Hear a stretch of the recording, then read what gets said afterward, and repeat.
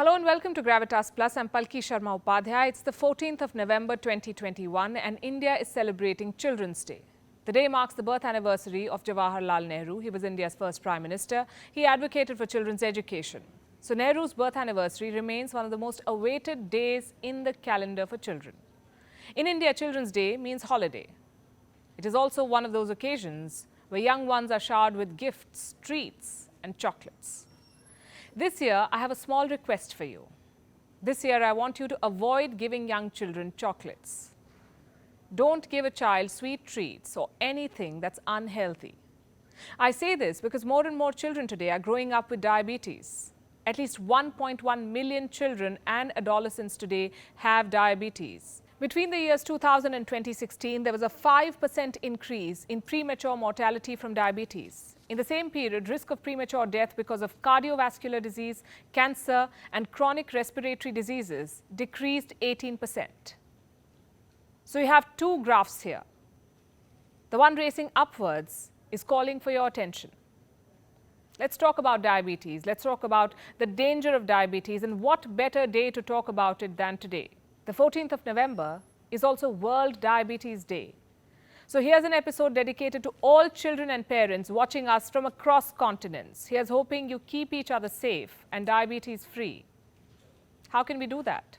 Let's begin with the basics. What is diabetes? It's a chronic disease. Chronic means this disease stays with us for a long time, sometimes even a lifetime. A person has diabetes when her pancreas stops producing enough insulin. What's insulin? It's a hormone that regulates blood sugar. A person also has diabetes when a body stops using the insulin that the pancreas are producing. So that's the two major types of diabetes. The first one is called type 1, the second one is called type 2. Now what happens when you have diabetes? The sugar level in your body shoots up because obviously the hormone needed to regulate it is either missing or not being able to do its job. What's next? The increasing blood sugar damages our organs, damages our nerves and blood vessels. From kidney failures to heart attacks, some of the most complicated medical issues have been linked to diabetes. It's a big problem, one that we have to solve. More than 422 million people around the world are suffering from diabetes. 8.8% of the world has the disease, 8.8%.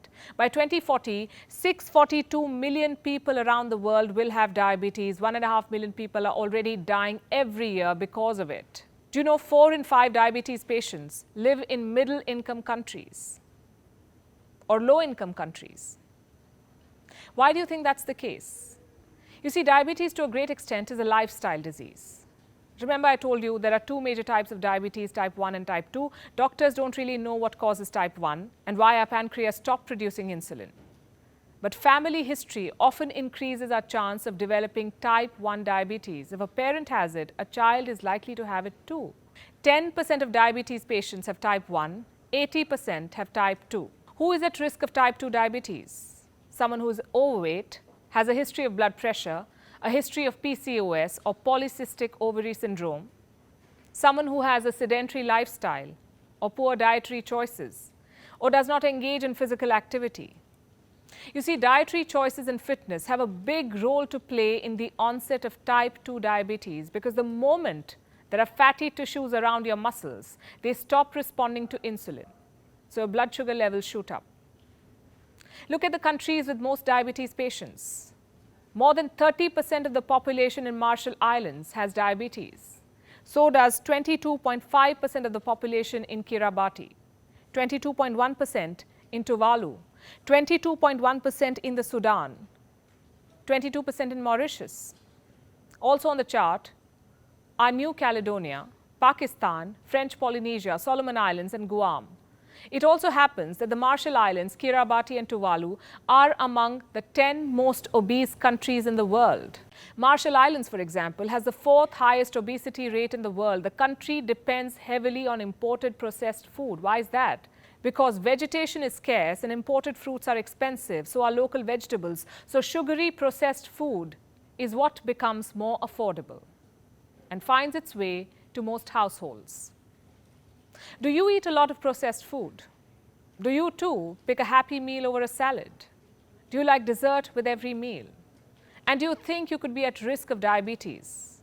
How will you know? First, let's take a look at the symptoms. Here are the most common ones: feeling thirsty more frequently, urinating frequently, feeling extremely hungry too often, unexplained weight loss, feeling a sense of fatigue or irritation, having blurred eyes or sores that refuse to heal or heal slowly. Another symptom is frequent infection. Now, if you have any of these or think you could be at risk of diabetes, you must get checked. These tests are not expensive. In fact, they can be done at home. It's a simple finger test. You can check your blood sugar level using what's called a glucometer and then read it against this chart. Normal blood sugar level is anything between 70 to 99 milligrams per deciliter. A person with diabetes will have blood sugar higher than 126 on fasting. If your reading is somewhere in the range of 100 to 125, then you're pre-diabetes, meaning you don't have diabetes yet, but you have the risk of developing a type 2. Now, don't worry if you are pre-diabetes. The first thing you need to do is get checked and then work towards preventing diabetes. How do you do that? Again, it's not that complicated. Prevention looks as simple as home-cooked healthy food. Eat more nutritious food, include whole grains in your diet, eat fresh fruits, green vegetables, lean protein, nuts, avoid processed food, empty calories, sodas and fried foods, high-calorie desserts. Don't drink too much alcohol. And I know what a lot of you are wondering, how much is too much? Well, some experts say anything more than 1 drink a day for a woman and 2 drinks a day for a man is excess. To prevent diabetes, you must also exercise for around 30 minutes a day for at least 5 days a week. I'm not saying strain yourself. Go for walks, swim, cycle, do yoga. The key is to stay healthy and to maintain the ideal BMI. Next, if you already have diabetes, is there a cure? Well, diabetes can be managed, sometimes even reversed. Again, it's not that complicated. A doctor is likely to ask a type 2 diabetes patient to lose weight, make certain lifestyle changes, and tilt towards a healthier life. You know, India is called the diabetes capital of the world. We don't have a diabetes rate as high as Marshall Islands. But what we do have is a huge population. 1.3 billion people live in India. The number from 2017 says 11% of India's urban population has diabetes. 11%, that's nearly 72 million people. In 2007, 40.9 million Indians had diabetes. The number increased drastically in 10 years. Most of the new cases were type 2. Experts blame this on a number of factors.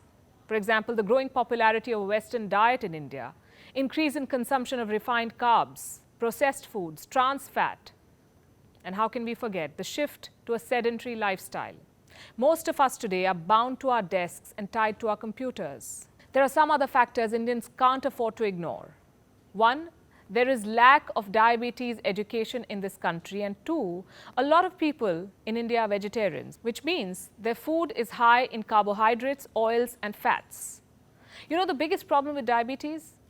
It not just affects a person, but the entire family, be it caregiving or inheriting the genes or the cost. Diabetes can also affect countries.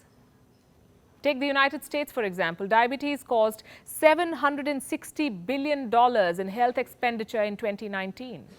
The Wuhan virus pandemic has exacerbated the problem. It has increased our risk of getting diabetes. Those with diabetes are also more at risk of developing severe Wuhan virus. Most of us know someone living with diabetes, and we've all been scared for them during the various waves of this pandemic. It's not an easy disease to live with.